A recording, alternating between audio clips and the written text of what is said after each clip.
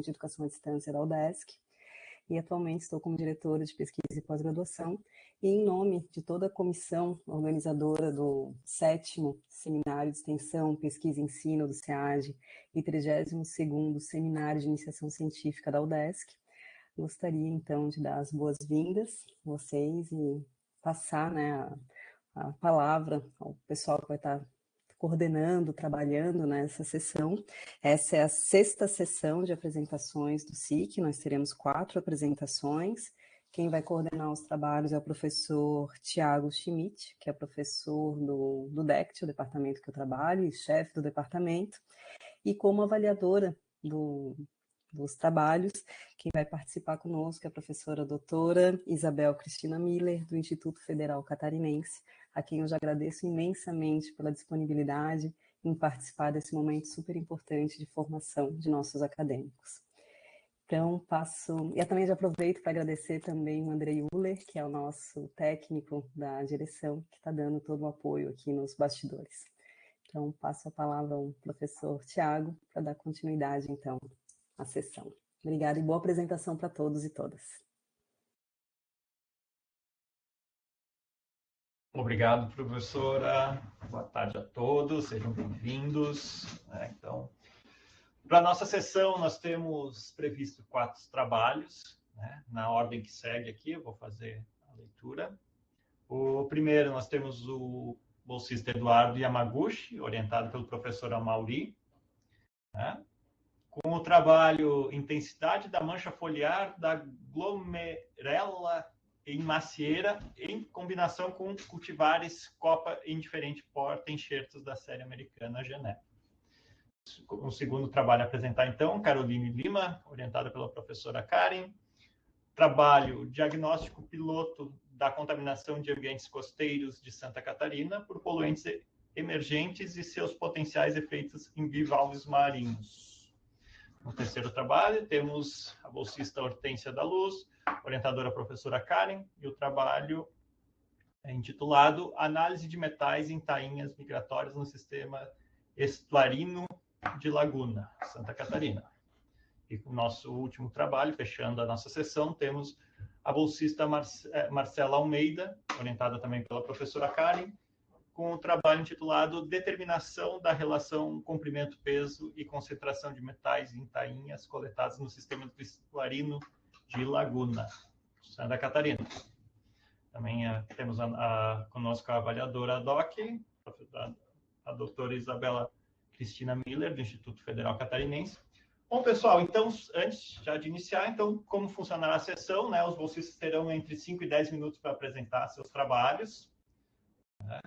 Quando faltar 1 minutinho para terminar, eu abro a minha câmera como um sinalzinho de que está chegando no final da apresentação, tá?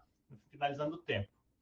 Finalizada a apresentação, então, a gente tem um momento para perguntas e comentários, e assim a gente vai seguindo trabalho a trabalho, certo? Então, fica estabelecido esse formato da sessão, e sendo assim, eu convido o bolsista Eduardo Yamaguchi para fazer a sua apresentação, no nosso caso aqui, o videozinho dele, certo? Então, uma boa apresentação aí para todos. Valeu!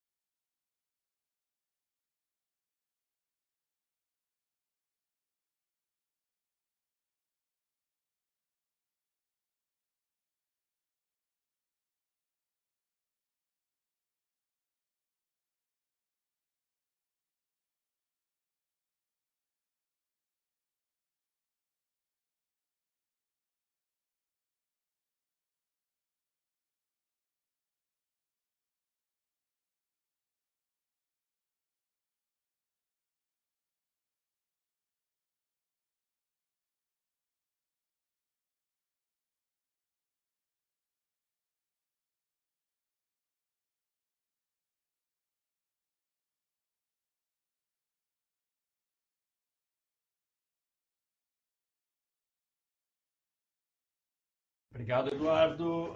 Então, entramos na fase de comentários e perguntas. Pessoal, fiquem à vontade.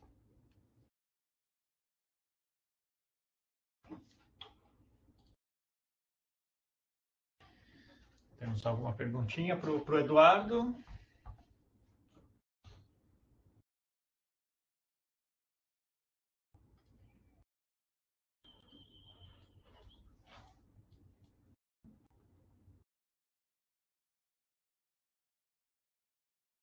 O pessoal está escrevendo. Pessoal, não fica tímido não, abre aí e conversa conosco.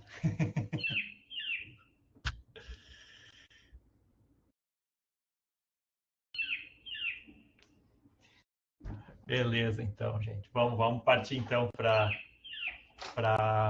a próxima apresentação. Deixa eu pegar aqui na minha listinha. Então, agora nós vamos ver a apresentação da bolsista Caroline Lima, a orientadora professora Karen. Caroline, pode tomar posição. Não tem arguição da banca? Teremos ao final, a gente faz uma... Entendi. Fizemos tudo junto no final, tá? É só se tivesse alguma perguntinha, algum comentário dos colegas aqui nesse momento, a gente faz, mas no final a gente faz uma geral da banca, tá bom? Ok, eu estou colocando a apresentação aqui.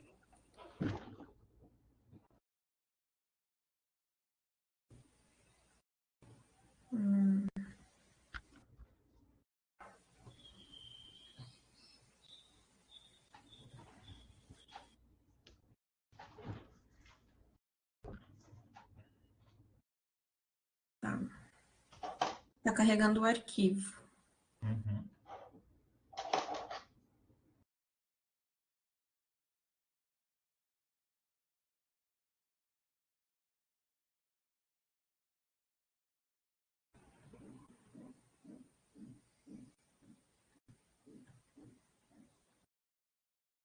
Apareceu a apresentação?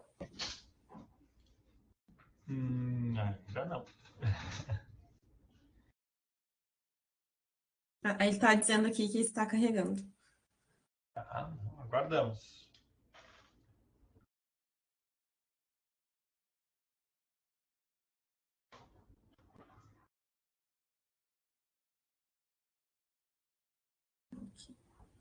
Perfeito, agora apareceu. Está em modo de apresentação? Tá, né? Aham. Eu vou me esconder aqui, Caroline, fique à vontade para iniciar, tá? Uhum. Já iniciei, deixa eu ver se eu consigo ampliar aqui. Certinho, todo mundo me escutando bem, né? Sim. Sim. Ok.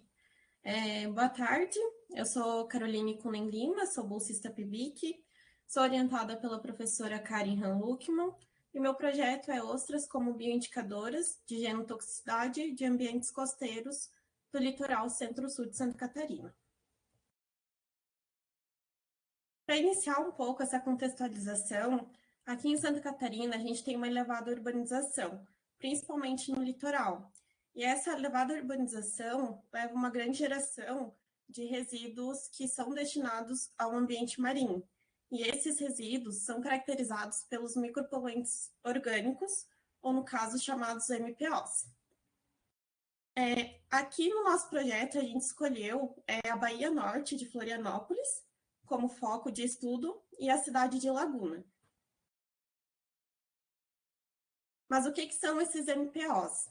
Eles são caracterizados por serem agrotóxicos, surfactantes, fármacos, produtos de uso pessoal, e eles têm uma capacidade de bioacumulação em organismos vivos. E um dos principais organismos que tem essa capacidade de bioacumular contaminantes são as ostras. Por isso que elas são tão importantes para estudos de ecotoxicologia aquática. O método que a gente utilizou para avaliação foi o ensaio Cometa, que ele é um biomarcador de avaliação de genotoxicidade, e ele é capaz de avaliar lesões oxidativas em DNA de organismos que são expostos a esses contaminantes. Então, esse trabalho ele teve como objetivo identificar e quantificar os efeitos genotóxicos de contaminantes ambientais em hemolinfa de ostras residentes de 2 regiões do litoral centro-sul de Santa Catarina, no caso, a Baía Norte de Florianópolis e a cidade de Laguna. Como metodologia, essas ostras elas foram coletadas no inverno de 2021 e a gente teve duas espécies, a Crassostrea gazar e a Crassostrea rhizophyre. Na Baía Norte, a gente coletou do ponto do manguezal do Rio Ratones e a gente teve 2 pontos de coleta, que foi o ponto A e o ponto B, que é na primeira imagem aqui. E em Laguna, a gente teve 2 pontos também, a Lagoa do Noca, que foi o ponto A, e a Lagoa da Barra, que foi o ponto B, que é a imagem à direita. Em seguida, essas amostras elas foram para o laboratório de biomarcadores de contaminação aquática e imunoquímica da UFSC, e lá, então, foi coletada a hemolinfa, que é utilizada para o teste do cometa. Na Baía Norte, a gente teve um total de 5 amostras no ponto A e 3 amostras no ponto B, que foram da espécie Rhizophyre. E em Laguna, a gente teve 4 amostras do ponto A e 3 amostras do ponto B, que foram gazar. Então, aquela hemolinfa que foi coletada lá no laboratório da UFSC, ela foi enviada para Lages, no laboratório do CAVIO-DESC, para a gente realizar o ensaio cometa. Aqui na imagem da esquerda, a gente tem uma das etapas do ensaio cometa, que é a etapa de eletroforese, e na imagem à direita, a gente já tem a formação dos cometas, que é esse núcleo e essa cauda que a gente enxerga, que é a formação do cometa, né? Até por isso, essa denominação. E aqui eles foram visualizados em microscópio de fluorescência. A partir desse momento, que já foi formados os cometas, a gente, através do software Comet Imager, a gente gerou os parâmetros de porcentagem de DNA e comprimento de cauda. E com base nesses parâmetros, a gente realizou o teste T-Student e a gente usou o software GraphPad Prism. Então, partindo já para o resultado de discussão, a gente foi comparar os pontos de cada local. No caso, a gente comparou o ponto A e o ponto B da Baía Norte e o ponto A e o ponto B de Laguna. E nesse primeiro momento, a gente utilizou o parâmetro de porcentagem de DNA. Olhando nos gráficos, a gente não apresentou diferença entre ponto A e ponto B de Baía Norte e também não teve diferença entre o ponto A e ponto B de Laguna. Já comparando o comprimento de cauda, a Baía Norte e Laguna também não houveram diferença entre o ponto A e ponto B. Dessa forma, como a gente não teve diferença entre os pontos A e B, a gente resolveu fazer uma comparação entre as espécies. Então, a gente unificou o ponto A e o ponto B, e na Baía Norte, a gente ficou com um total de 8 amostras da espécie Rhizophyre, e em Laguna, a gente ficou com um total de 7 amostras da espécie gazar. Então, a gente teve o seguinte resultado. Quando a gente comparou porcentagem de DNA e comparou tamanho de cauda, a gente viu maiores níveis de genotoxicidade em Crassostrea gazar e também comparado a Crassostrea rhizophyre. O que a gente pode ver aqui é que essas duas espécies elas têm semelhanças fisiológicas, mas elas também têm diferentes respostas físico-químicas em relação à salinidade e temperatura. E, além disso, tem todas as variáveis biológicas, como sexo, idade, exposição in situ. Então, o que a gente conclui? Que a gente já é um estudo inicial e provavelmente tem um maior nível de toxicidade em Laguna, por conta de lá ser a espécie gazar, comparado à Baía Norte, que é a Rhizophyre. Só que como tem todas essas variáveis, e ainda é o estudo inicial, ele vai servir, provavelmente, para mais estudos, né? Dessa forma, eu gostaria de agradecer ao projeto ao qual o meu projeto é vinculado, que é o diagnóstico piloto da contaminação de ambientes costeiros de Santa Catarina por poluentes emergentes e seus potenciais efeitos em bivalves marinhos, tem financiamento externo pela FAPESC. Gostaria de agradecer a minha orientadora, Karin Hanlutman, a doutora Carla Vogel e a Laide de Bem, e todos os ouvintes aqui presentes. Meu muito obrigada. Obrigado, Caroline. Pessoal, alguma perguntinha? Ou deixamos para discussão no final? Vamos dar uns minutinhos para a Carol respirar um pouquinho. Receber os parabéns. O pessoal está mandando os parabéns aqui no chat. Tá? Ótimo. Então, vamos para a nossa terceira apresentação. Vamos lá para a bolsista Hortência, né, orientada pela professora Karen. Hortência, fique à vontade.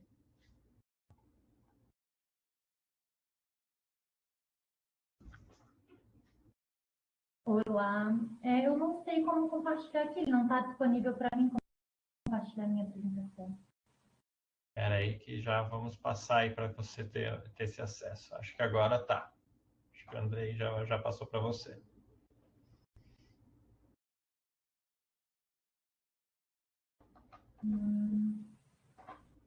Ainda não. Você consegue ver o sinal de mais ali na parte inferior, Hortência? Não. Consta que eu devo ser apresentadora para conseguir compartilhar. E o maisinho não aparece.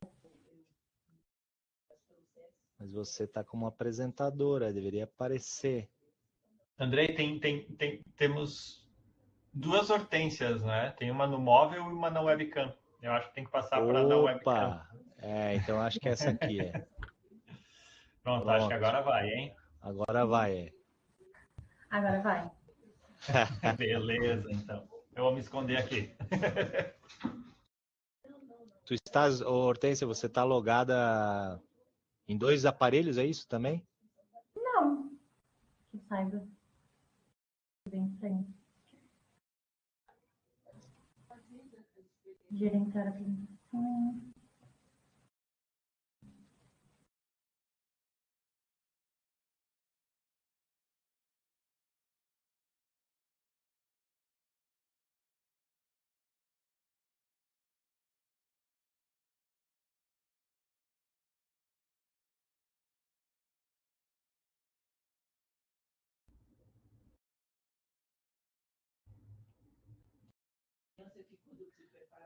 Eu consigo enxergar a tua tela da câmera maior do que o PowerPoint. Você tem 2 barras ali, eu acho, Hortência. Se você arrastar para cima, clicar e arrastar para cima, o teu PowerPoint vai ficar maior. Vê se você Mas consegue fazer isso. compartilhando meu PowerPoint? Tá aparecendo, pelo menos para minha tela aqui aparece. Eu acho que esse é o PowerPoint da Carol ainda, Andrei. Não é, pelo menos o que está aparecendo é da apresentação antiga. É verdade. E se você coloca o arquivo, numa dessas sai esse anterior, Hortência. Vai, agora vai. Tá carregando.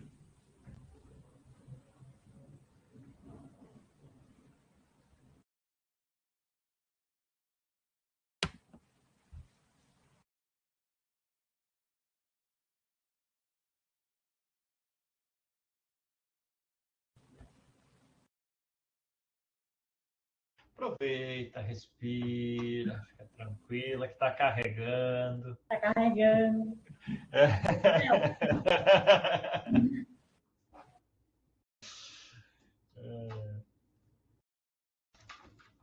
Uma hora aparece, não se preocupe. Né? Aham. Por isso que é bom de ter um tempinho a mais, porque sempre acontece algum imprevisto, mas já deve estar entrando. Esses minutinhos é bom, porque aí passa até aquela vontade de sair correndo. Exatamente, fica com vontade de começar a conversar, falar. Nada.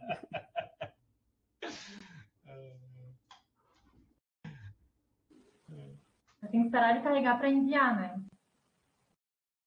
Não, quando terminar de carregar, ele já vai apresentar.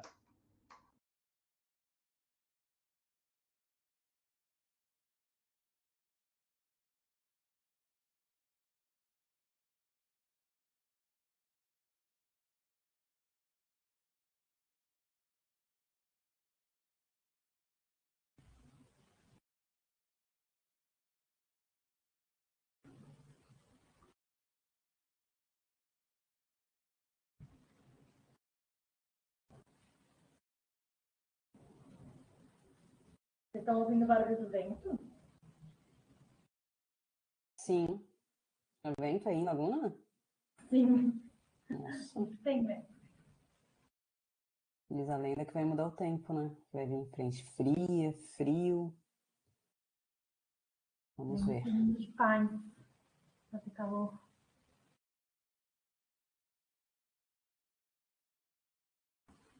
Devagar, tá isso, Deus.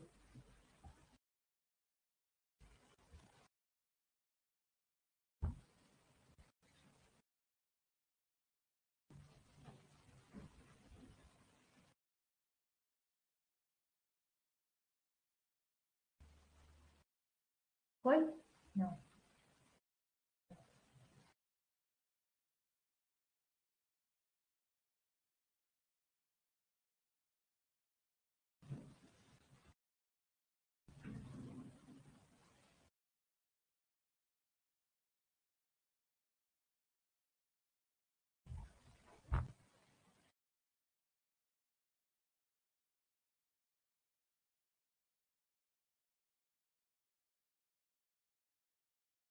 Não, acho que não precisa, Carol. Hortência, tu clicou em qual do lado, o botãozinho do lado da câmera, do lado direito? No mais, e aí gerenciar apresentações. Ah, não, acho que essa forma como estás fazendo, acho que é mais demorada. Tenta fazer o compartilhamento de tela, tu já tem que estar com o PowerPoint aberto. Dali embaixo, do lado da tua câmera, à direita, tem um iconezinho, tipo um monitor de computador. Tenta dessa forma, acho que vai ser mais rápido. Daí tu seleciona qual tela que tu queres compartilhar. Foi?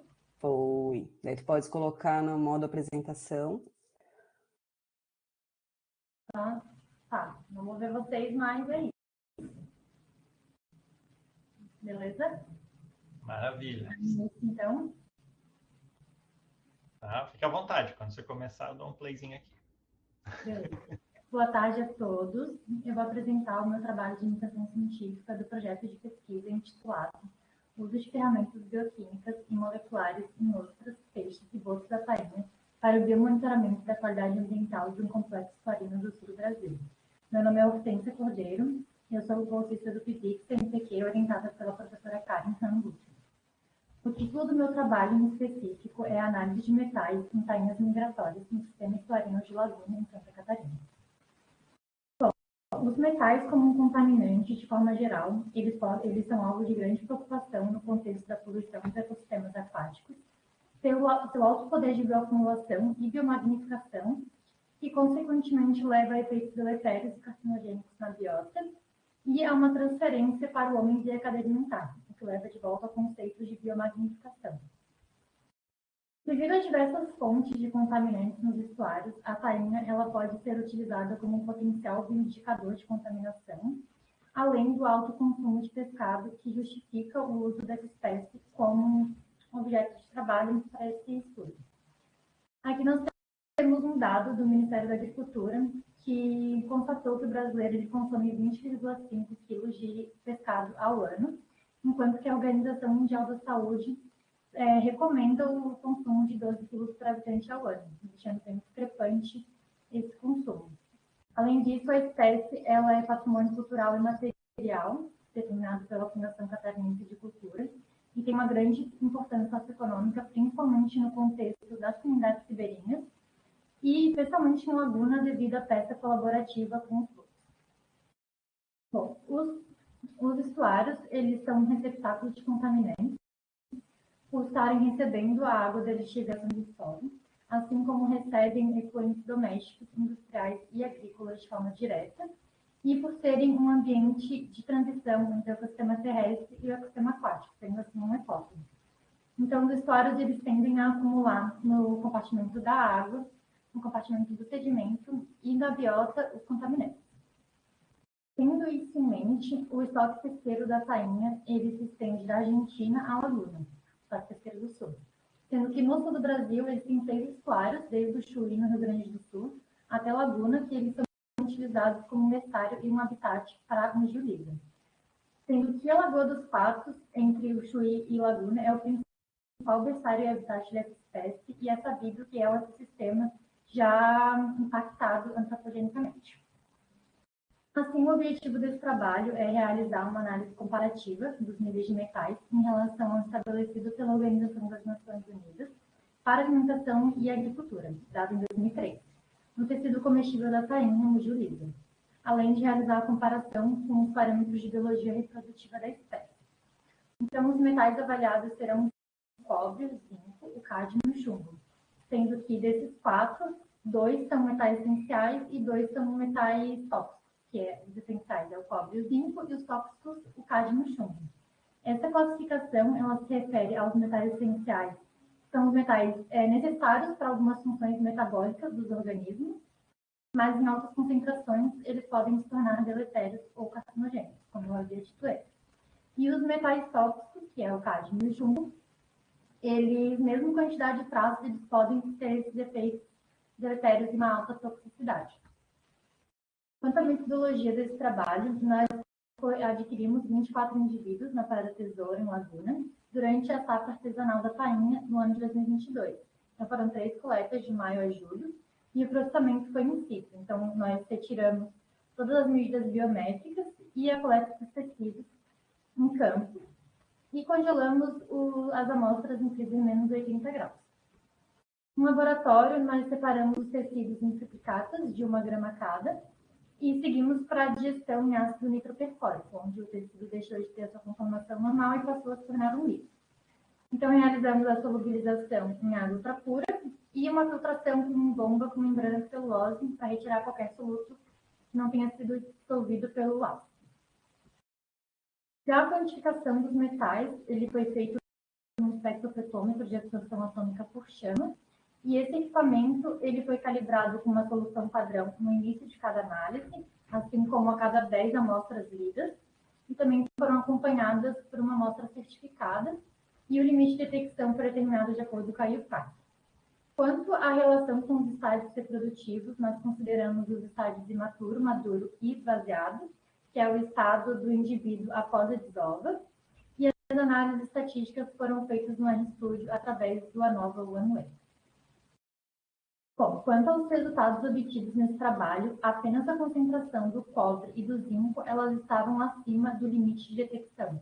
Isso quer dizer que os metais tóxicos a serem avaliados, eles estavam abaixo da capacidade analítica do método. Então, não foi encontrado cádmio e chumbo no músculo da tainha.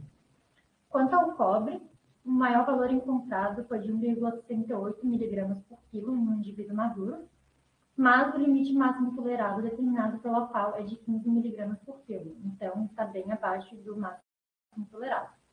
Já o zinco, mesmo com um maior valor encontrado de 8,2 mg por quilo em um indivíduo imaturo, também está bem abaixo do limite máximo tolerado de 50 mg por quilo. Bom, esses resultados eles são consistentes com os encontrados na literatura, que ao comparar o músculo com outros tecidos biológicos, sempre encontra no músculo as menores concentrações de metais. E isso provavelmente está relacionado com o fato do músculo ele não ser um tecido metabolizador. Entretanto, a importância do músculo como um item alimentar, a sua frequência e constância no consumo do brasileiro e a capacidade cumulativa dos metais devem ser consideradas como um fator de risco. Quanto à comparação com os estágios reprodutivos, aqui nós temos um gráfico à esquerda do zinco e à direita do cobre, demonstrando o desvio padrão e a média para cada estágio reprodutivo, então esvaziado, imaturo e maduro. E apesar de não ter havido diferença significativa entre os estágios reprodutivos e a concentração desses metais, foi encontrado um nível maior de zinco nos indivíduos imaturos, como também encontrado por Global e colaboradores em 2020, assim como também foi encontrado maior concentração, aparentemente, de cobre nos indivíduos imaturos. Essa concentração de zinco nos indivíduos maturos provavelmente está relacionada com a frequência, com a importância desse metal para a maturação gonadal. É importante frisar aqui também que as análises estatísticas só foram realizadas com esses metais porque apenas eles foram detectáveis pelo método. Bom, com isso, concluímos que os níveis de metais quantificados no músculo das tainhas migratórias da safra de 2022 estão dentro dos conformes de segurança alimentar determinados pela FAO e os níveis de cobre e de zinco não diferiram entre os estágios reprodutivos dos animais amostrados. Nesse trabalho, o músculo não se mostrou um tecido ideal como indicador de contaminação aquática, considerando a rota migratória da espécie. Entretanto, é previsto novas análises com outros tecidos, como fígado e brânquios, metabolizadores de hemogilisa, a fim de fato avaliar a contaminação aquática, além dos viés de saúde pública que a análise do músculo traz. E é isso, eu gostaria de agradecer ao CNPq pela oportunidade de iniciação científica, a minha orientadora, a professora Karen, e ao professor Christian Berto e a professora Aline de Oliveira, do Laboratório de Qualidade Ambiental da UDESC Laguna, que me auxiliaram em todas as análises que foram necessárias. Muito obrigada a todo mundo que está me assistindo também. Muito obrigado, Hortência. Pessoal, alguém quer fazer um comentário? Tá rolando aqui os parabéns no chat. Já é tradicional aqui, hein?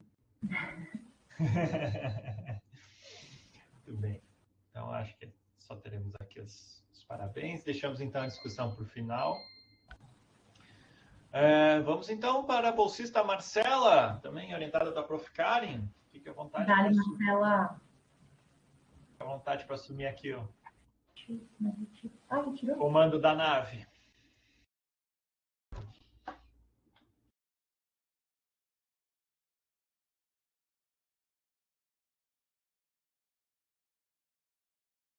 Prontinho, vamos esconder aqui. Tá dando para ouvir? Perfeito.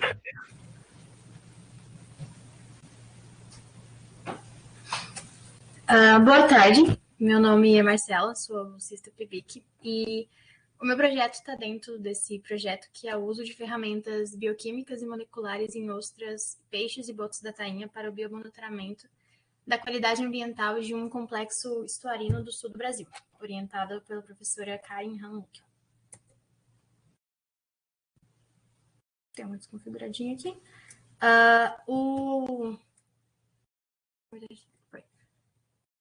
O nome do projeto em específico é a determinação da relação peso e comprimento e concentração de metais em tainhas coletadas no sistema estuarino de Laguna, no sul de Santa Catarina.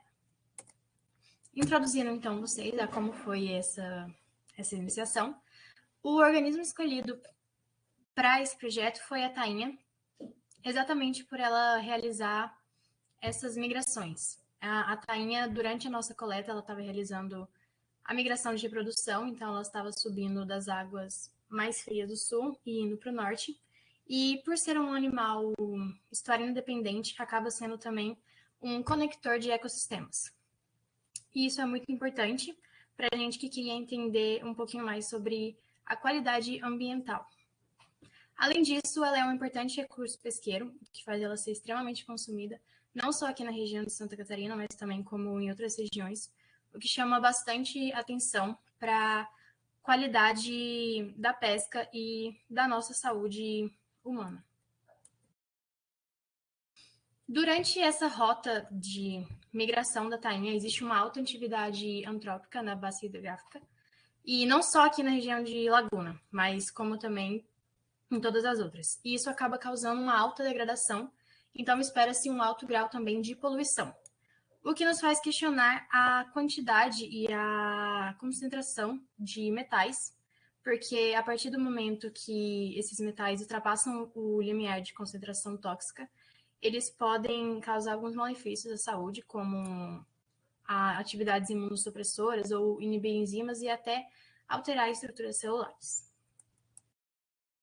Dado isso, o objetivo desse trabalho foi quantificar os níveis dos metais chumbo, cádmio, zinco e cobre nas espécies de Mugilisa, a tainha, coletadas no sistema estuarino de Laguna, em Santa Catarina, durante a safra. É importante ter em mente que essa coleta ocorreu durante a safra, então esses peixes eles foram consumidos, porque durante a safra estava tendo um comércio muito grande da tainha exatamente nesses locais. E verificar se os níveis bioacumulados nos músculos dos animais, que é um tecido comestível, estão associados com os parâmetros biológicos peso e comprimento total de cada indivíduo amostrado. Isso também é muito necessário para a gente entender o que acontece, já que os peixes maiores eles são mais consumidos. Entender se existe realmente essa relação e como ela afetaria o nosso consumo. Quanto à metodologia desse trabalho, nós realizamos as coletas de maio a julho com os pescadores artesanais ali na Praia da Tesoura. E em campo foram aferidas todas as medidas biométricas, que eu vou apresentar aqui. E o músculo coletamos também outros tecidos, que eu vou falar mais para frente, mas por enquanto, mais importante, o músculo. E esses tecidos, eles foram armazenados para transporte em tubos e microtubos, no nitrogênio líquido, até serem levados a um freezer de menos 80 graus. Essas amostras ficaram no freezer menos 80 graus até que fosse feita a triagem. Então, ocorreu a pesagem e depois a digestão deles com o ácido nitroperclórico. Essa amostra ficou dentro de uma estufa até que a digestão acabou. Com a digestão concluída, então foi feita a diluição na água pura e a gente fez a filtração em bomba com a membrana de celulose, para depois quantificar os metais pelo espectrofotômetro.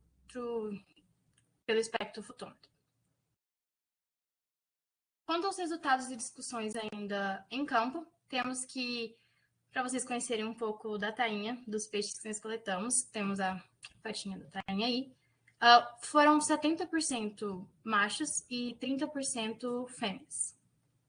Além disso, não teve uma variação significativa entre o tamanho e o comprimento, o peso e o comprimento desses animais, já que a gente tentou manter uma uniformidade. Mas a média de peso deles foi ali de 1,37 kg e o comprimento, a média de comprimento total é 47,5 e a média do comprimento padrão, que diz respeito à boca até o pedúnculo caudal do peixe, foi de 34,45 centímetros. Após realizar essa quantificação dos metais e conseguir esses valores, nós temos que foi feita uma regressão linear múltipla para compreender se existem dados estatísticos que comprovem essa relação, ou seja, se existem evidências estatísticas para comprovar que as três variáveis, peso, comprimento e os metais estão relacionadas. Então, partimos para o teste de significância F, para ver se existe essa relação. Mas, para que existisse essa relação comprovada estatisticamente, o teste de significância deveria ficar abaixo de 0,05. Então, isso não foi o caso nem para o cobre e nem para o zinco. Ou seja, estatisticamente, não existem para essa coleta, para o nosso N, comprovações de que essas variáveis estão relacionadas.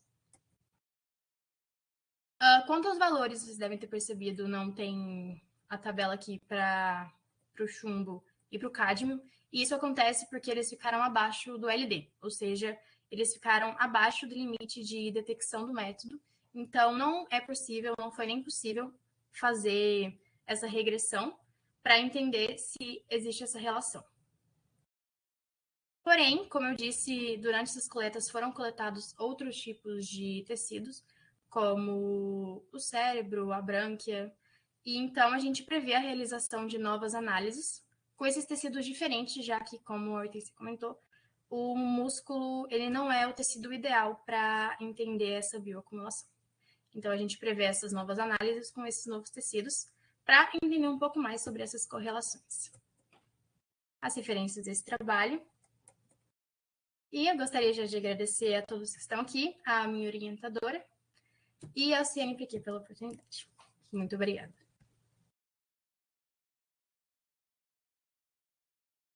Muito obrigado, Marcela. Então, já para ser tradicional, temos algum comentário, alguma perguntinha para a Marcela? Agora é a hora que pipocam os parabéns. Tá joia. Então, partimos para o nosso próximo momento, né? Momento, então, em que a professora Isabel Cristina Miller vai fazer alguns comentários sobre os trabalhos. Professora, fique à vontade, o espaço é seu. Boa tarde. Obrigada, professor Thiago. Obrigada pelo convite, né? Agradeço ao DESC por poder participar desse momento. A gente teve o nosso seminário de iniciação científica do IFC também faz 2 ou 3 semanas, então é legal a gente ver estudantes de uma instituição muito parecida com a nossa, que é a Multicamp, né? Então são de várias regiões. Eu vou fazer algumas perguntas e comentários, e aí eu vou começar seguindo a ordem de apresentação, para eu não me perder aqui com as minhas perguntas, tá? Então, em relação ao primeiro trabalho do Eduardo, eu gostaria de parabenizar pela apresentação. E você colocou lá na sua apresentação, né, qual era a sua hipótese, que o porta-enxerto podia ter alguma influência na incidência da doença. Mas você tinha alguma evidência de outros trabalhos ou da prática de vocês, das pesquisas de vocês com macieira, que te levou a essa hipótese? Como é que vocês construíram essa hipótese? Boa tarde, Isabel. Muito obrigado aí. Na verdade, a gente construiu essa hipótese baseada assim, em experiência de campo mesmo. Não tem nada formulado, nenhuma pesquisa. Eu acho que essa é uma pesquisa pioneira, né? A gente está buscando, na verdade, saber.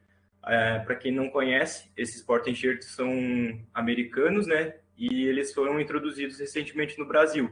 Então, não tem ainda pesquisas que digam, né, qual que é o índice de severidade, qual que é o índice de incidência, né, para a mancha foliar da glomerela. Então, a gente está tentando quantificar e saber isso em relação a esses porta-enxertos. Por isso que foram utilizados o Marubacaido e o Marubacaido com M9 para a gente ter uma comparação, que é o que a gente já tem aqui há algum tempo, né? E vocês já tinham observado se esse porta-enxerto, por exemplo, tem mais incidência dessa doença do que as variedades que a gente tem aqui com o porta-enxerto, as da Copa, assim? Vocês tinham algum dado ou nem isso ainda é tudo novidade? Olha, na verdade, Isabel, eu não posso dizer que tem um dado, porque a partir do momento que ele for publicado, a gente pode estar colocando isso como certeza, né? Mas, como eu te falei, né, por experiência aí que a gente trabalha, a gente consegue enxergar que tem alguns porta-enxertos que apresentam uma tolerância um pouco maior que outros. Só que o nosso problema foi que a gente não conseguiu identificar nesse ciclo como que ele se comportou, né? Se de repente foi o patógeno que teve uma interferência, ou se de repente foi o porta-enxerto em si que causou essa interferência, né, no resultado. Então, a gente não está conseguindo, como é que eu vou te dizer, dar essa certeza para ti que realmente isso depende do porta-enxerto ou da concentração em que foi feita a aplicação do fungo, né? Que foi feito o fungo ali, a concentração do conídeo dele. Então, a gente não consegue estar afirmando isso, mas para responder, a gente por olho, consegue ver que alguns porta-enxertos, sim, apresentam um pouco mais de resistência. E a outra variável também que a gente pode estar analisando é a questão climática, né, de cada local. Aqui em Lages, por exemplo, é um local, né, mas se a gente for comparar aí com outros pomares em São Joaquim, Vacaria, Fraiburgo, a gente vai ter situações diferentes também. Tanto que uma das hipóteses aí também é que cada porta-enxerto ele vai reagir de alguma forma ao local onde ele está inserido, pelas condições edafoclimáticas ou pela condição ali que é imposta por solo, fertilidade principalmente, né? Enfim, a estrutura física e química do solo pode promover aí para essa planta. Entendi. E aí, quais são as perspectivas do projeto? Porque eu vi que todos os projetos fazem parte de projetos maiores, né? Então, quais são as suas próximas atividades nesse projeto? Isso. Então, na verdade, que eu gostaria muito de ter apresentado um negócio que seria inovador, né? Que não existe nenhuma base de pesquisa com isso. que seria com relação à mancha de marsonina. A gente vem tentando fazer um trabalho com ela, só que por ser um fungo extremamente, não digo sensível, mas ele é um fungo que ele é mais exigente, sim, em condições, sabe? E ele é um pouco mais difícil de fazer a repicagem. Tanto que esse último ciclo a gente não conseguiu fazer, porque a gente teve uma contaminação do nosso patógeno e acabou que o nosso experimento, a hora que a gente foi fazer a aplicação do fungo em campo, né, na mini estufa ali, ele não apresentou nenhum sintoma, né? Então, a gente está tentando fazer essa pesquisa aí, eu obtive aí de novo o material aí da Proterra, né? E a gente está tentando fazer uma repicagem aí que não tenha contaminação para tentar ter esses dados aí com relação à marsonina. E também refazer essa pesquisa com relação ao coletótrico para ter uma base de dados sólida, né? Uma coisa confiável para a gente poder divulgar aí. Entendi. E aí eu tenho umas sugestões, na verdade, para o trabalho, tá? Eu sei que para vocês da agronomia, quando bota glomerela, lá fica óbvio que é um fungo, mas como às vezes alguém é de outra área, como eu sou bióloga também, eu acho que é legal sempre no título ter alguma indicação, né, do que é aquele patógeno. Então, né, do fungo, glomerela, não sei o quê, talvez o nome científico, que eu vi que glomerela é o nome mais genérico, né, não é a espécie. E eu vi também que em algum momento da apresentação tinha um nome científico que não estava escrito certinho na regra, tá? Depois você verifica que tem que ter a primeira letra em maiúscula do gênero, enfim. E também cuidado com o ml, que é mililitros ou ml, né? Sempre tem que tomar cuidado com esses termos. Mas, no geral, era isso, tá? Parabéns pela sua apresentação. Não tenho mais dúvidas. Não sei se você quer comentar mais alguma coisa antes de eu passar para o próximo trabalho.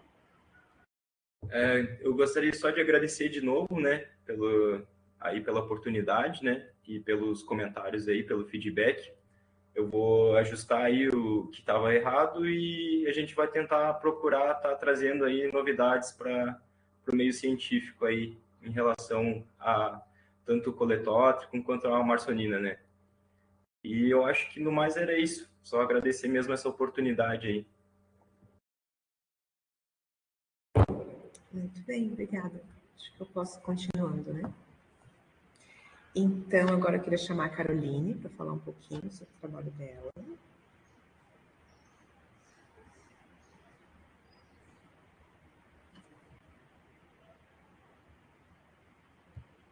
Oi. Oi, Caroline. Também gostaria de inicialmente te parabenizar pelo trabalho. Obrigada. Eu gostei bastante da apresentação. Gostei bastante do texto, tá? Tá bem claro, bem escrito. Imagino que uma dificuldade para vocês botar o resumo ali em 2 páginas, né? Sim. Tinha limite, né, de tamanho. Tá bem claro, gostei bastante. E eu tenho algumas dúvidas e curiosidades em relação ao trabalho. Primeiro, uma mais geral, tá? Eu vi que você é você é do CAB, da UDESC, né? Isso, eu sou aqui de Lages, onde fica o polo o CAV, né? No caso, o polo da UDESC. Uhum. E como é que é organizar esse trabalho em 3 regiões diferentes, hein? Como é que foi a dinâmica do trabalho para você? Então, foi algo bem difícil, até porque foi no período pandêmico, né? Tipo, a gente teve várias dificuldades, atrasos aí em relação a coletas, conseguir fazer esse transporte de Florianópolis para Lages, né? Porque tinha que ter um método de conservação da semolinfa, e daí precisava de gelo seco e não tinha fornecedor, então foi bem conturbado também fazer toda a locomoção, né? Principalmente. Mas assim, tudo a gente foi ajustando, foi buscando literatura, o que a gente podia fazer de método de conservação, que não tem alteração. E a princípio deu tudo certo, apesar de todos esses obstáculos, né? Claro, a gente gostaria aí de ter mais número de amostras, ter um maior desenvolvimento, né, de todo esse trabalho, mas assim, que nem eu já conversei com a Karen, apesar de tudo, a gente ainda conseguiu, né? Porque foi bem difícil, e acredito até para os outros trabalhos também, nesse período pandêmico, foi bem complicado. E aí eu tenho algumas curiosidades em relação ao trabalho, que eu imagino que seja para as perspectivas, um pouquinho você falou um pouco do trabalho na apresentação, né? Assim, eu entendi bem que o trabalho é a comparação entre duas espécies de ocorrência em regiões diferentes, né? Então, a gente tem a espécie ali de Florianópolis, a espécie de Laguna. E aí, aparentemente, tem uma variação na genotoxicidade ou de alguma coisa, né, que cause a quebra de DNA entre as duas espécies. Mas aí, como é que você vai conseguir diferenciar o que é da espécie e do que é do efeito do ambiente? Assim, você vai ter algum tipo de controle? Algum animal de uma outra região, de ambas as espécies? Como é que você está pensando nisso? Então, esse foi um dos maiores pontos que a gente teve, porque como a gente não conseguiu comparar os locais, na verdade a gente comparou, mas não teve diferença, né? Então a gente resolveu partir para essa comparação entre as espécies. E daí teve uma grande diferença. Então a gente acredita muito que tenha a ver com essa contaminação dos micropoluentes orgânicos, né? Que eles afetam o DNA desses organismos. Só que a gente não consegue excluir essa diferença de espécie, porque daí a gente não tem estudos suficientes, porque é algo muito difícil, né, de você pegar e conseguir excluir essas diferenças. Então, por isso que ficou aberta essa parte, que a gente tem que levar em consideração todas essas diferenças, mas que, lógico, se torna, tipo, inquietante e a gente fica, como que eu vou dizer, em dúvida, tipo, dessa toxicidade, entende? Se tem realmente alguma influência, porque deu uma diferença muito significativa ali nos valores. Então, infelizmente, a gente não consegue, nesse presente momento, ainda excluir essas diferença das espécies, mas a gente acredita muito que tem, assim, uma influência da toxicidade.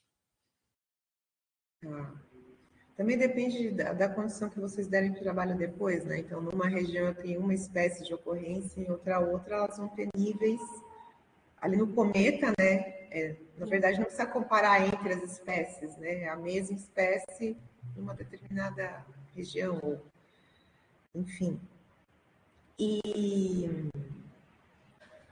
aí vocês pretendem identificar algum tipo de micropoluente? Vocês têm alguma evidência assim? Em Laguna seria uma combinação de tais e tais moléculas, em Florianópolis outras, assim. É que no projeto, não no meu, mas o qual é vinculado, né, foi realizado coleta de sedimentos das regiões. E, lógico, está sendo analisado esses dados ainda, o projeto ele tem continuidade, se eu não me engano, até metade do ano que vem, ou até abril, maio, não tenho certeza.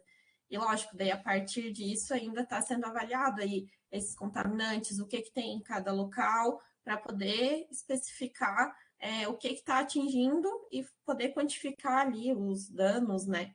Aí já é algo bem isso, a Karen ali comentou. Mas é algo bem mais amplo daí já, né? E aí não é uma pergunta exatamente do trabalho, mas uma curiosidade. Como é que você, como acadêmica de veterinária, foi se envolver nessa área mais de biomarcadores, que eu sei que não é... Pode ser, mas não é aquela coisa mais óbvia, assim, da veterinária. Conta para mim, que é mais uma curiosidade. É algo bem diferente, né? Eu saí mais da área do meu curso, assim, mas foi uma série de acontecimentos. Eu trabalhava em um outro setor ali dentro do CAP mesmo, e eu precisei fazer algumas avaliações na bioquímica. E nisso eu conheci a mestranda, que é a Laíde de Bem, a qual até mencionei ali nos agradecimentos, né? E ela me convidou para trabalhar junto com ela no projeto de mestrado dela. E nisso ela comentou que a orientadora dela, que era a Karen, estava com uma bolsa. E então eu pensei, por que não, né? Vamos lá. Então peguei e fui, trabalhei com a Karen, graças a Deus assim, se deu super bem. A gente está há 2 anos aí juntas, né, nesse trabalho. Então, meio que foi acontecendo naturalmente.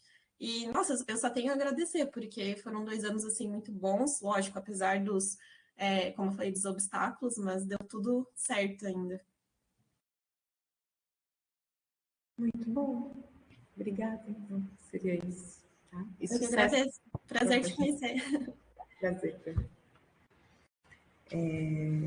Agora, quer chamar a Hortência. Talvez umas perguntas eu vou acabar fazendo em comum entre a Hortência e a Marcela, mas vamos começar pela Hortência, então, pela ordem de apresentação. Olá. Também, parabéns pela sua apresentação. Estava muito boa, eu gostei principalmente da parte gráfica, a apresentação em si, assim, a oralidade foi muito boa, mas adorei a sua apresentação, gostei dos esquemas ali que você fez, tá? Ficou muito bom.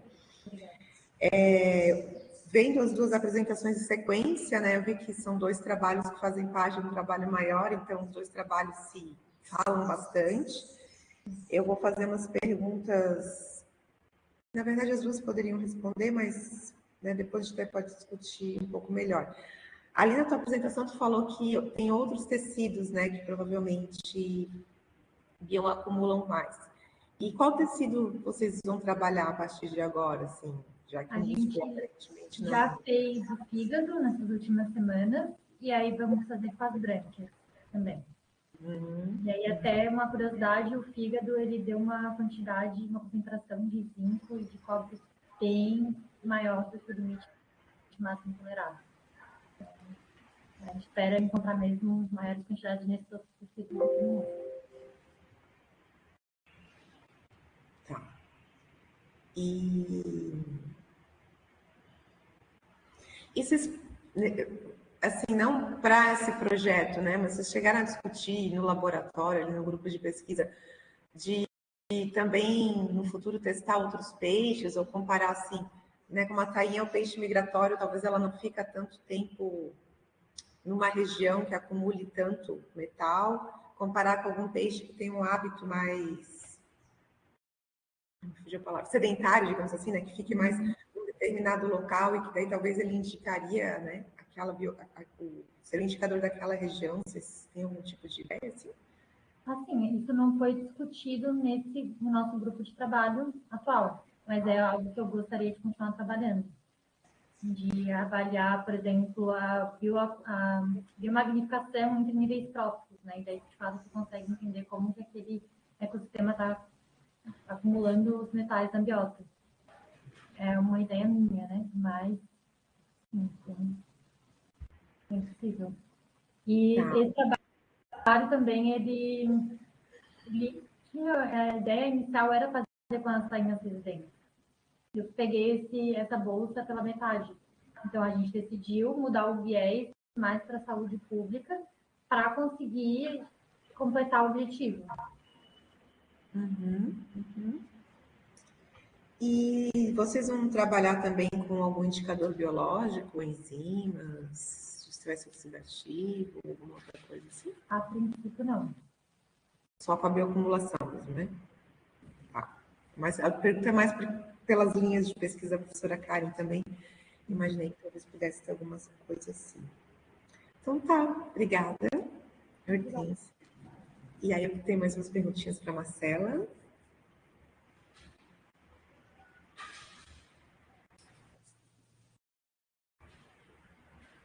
Oi.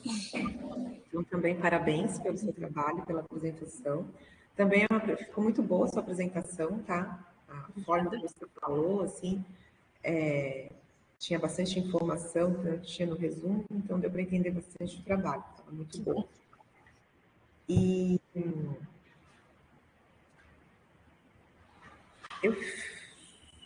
tá. Primeira dúvida que me ocorreu, né? Não tem relação ali de comprimento e peso com a concentração dos metais, né? Não tem uma relação direta. Isso não teve nenhuma comprovação estatística. E vocês compararam com trabalhos, por exemplo, onde o nível de metal é maior e que daí, tipo assim, a partir de um determinado nível de metais, né? Poderia daí influenciar o crescimento do animal? Vocês fizeram alguma análise assim? Sim, a gente fez, inclusive no resumo tem, que algumas análises descritas por Pinho, e aí nisso dele demonstrou. Então, foi controverso o resultado. Tá. E também é meio que o que eu falei com a Hortência, né? Então, às vezes o animal, como ele é migratório, ele não vai acumular, porque né? Naquele...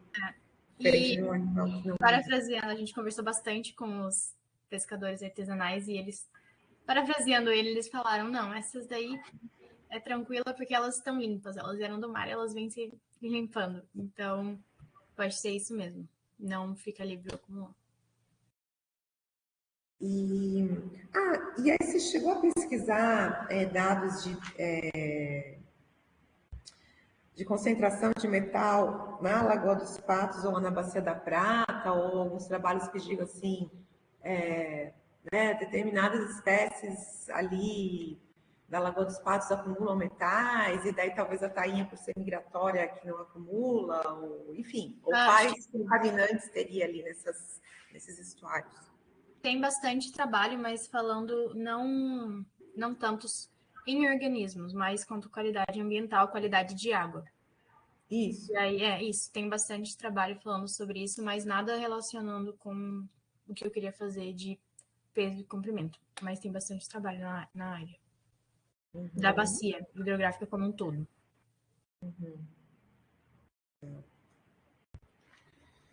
E agora que tu comentou também, parabéns para as duas, se vocês conversaram com os pescadores, trazem um pouco essas evidências ali empíricas, isso acaba, né, engrandecendo o trabalho, valorizando, né, esse tipo de experiência. Aí eu acho que como os dois fazem parte da mesma linha maior, né, vocês não vão trabalhar com bioindicadores, né, com outros tipos de análises, é mais a concentração de metais. A gente fez as análises juntas e vamos continuar juntas agora. Tem mais entrou mais uma pessoa na equipe e agora vamos continuar fazendo essas análises. Muito bem, aparentemente a parceria funcionou bem, viu? Funcionou. De parabéns. Nem sempre funciona. Não, deu certo. Né, Hortência? Então, eu queria parabenizar a Marcela, a Hortência junto, porque acho que é um trabalho em conjunto, não tem como analisar separadamente, as duas apresentaram muito bem. E aí eu tirei isso de perguntas, Marcela, e passo a palavra, então, para o professor Tiago, tá? Muito obrigada, professora. Vamos lá, então. Muito obrigado, professora Isabel. Eu acho que foram excelentes contribuições, né? Acho que o pessoal ficou muito feliz. Pessoal, mais alguma contribuiçãozinha? Posso só complementar? Claro. Como orientadora aqui no trabalho, e a Isabel, que eu já conheço de longa data. Não, Bel, só para complementar, né, na verdade, esses dois projetos, né, até as minhas, principalmente a Marcela e a Hortência, que entraram esse ano, então elas me pegaram um projeto andando, é um projeto que, na verdade, começando pelas últimas apresentações, é um projeto que a gente tinha financiamento pelo CNPq, e ele terminou no começo do ano, daí sobrou um recurso, só que faltou essa parte de análise dos metais nos peixes, né, um trabalho que a gente já tinha feito a primeira coleta em fevereiro de 2020, pré-pandemia, e a gente não tinha freezer menos 80 no laboratório, foi um caos. A gente fez alguns biomarcadores nas tainhas naquela época, mas eram tainhas residentes. Daí a Hortência e a Marcela entraram, tinha bolsa, possibilidade, tinha recursos, não, então vamos aproveitar a época da tainha migratória, né, da migração, a gente nunca tinha feito nada, sim, vamos começar pela análise de bioacumulação de metais. Mas a gente tem tecidos, a ideia, se possível, né, fazer, de repente, metalotioneína, pensando em alguns biomarcadores, quem não sabe, né, a professora Isabel trabalhou com metalotioneína no mestrado, Bel, e então, certamente temos ali já um protocolo para botar em prática, e então tem realmente várias possibilidades. E realmente, né, a gente tem agora um outro projeto que começou esse ano, que é aquele de Serrapilheira, que envolve análise de metais e outros poluentes em diferentes organismos, diferentes níveis tróficos em laguna. Esse a gente está começando agora, então teremos mais capítulos aí pela frente. E sobre o trabalho da Carol, é um trabalho em parceria com o Eduardo Almeida, da FURB. Ele é o coordenador do projeto de financiamento da FAPESC, que realmente é um projeto gigante, que envolve também várias análises, vários biomarcadores, várias espécies, várias análises de contaminantes, e a gente está na fase, né, desse processamento e análise de todos os dados, já que realmente, como a Carol bem mencionou, também pegou o período pandêmico, e que foi um grande desafio, né? A Carol lá no CAV, a gente nunca tinha conseguido fazer cometa em hemolinfa de ostra, a gente coletando ostra em 4 regiões de Santa Catarina, porque a gente apresentou Exos que a gente conseguiu efetivamente o número de amostras com número com hemolinfa suficiente que desse para fazer, mas teve a coleta em São Francisco do Sul, Itajaí, e foi um trabalho bem grande. E foi um grande desafio, no final deu super certo. E para complementar ainda, a Carol não tinha experiência com cometa, então ela pegou ali o bonde andando, mas foi bem legal. Então, só gostaria de complementar, né, e deixar público a felicidade de estar orientando as 3 meninas, mulheres aqui super engajadas como acadêmicas, né, e potenciais e futuras pesquisadoras.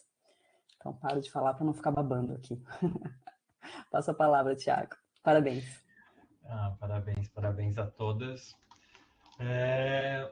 Pessoal, mais alguma contribuiçãozinha? Se não, encaminhamos para os nossos finalmente.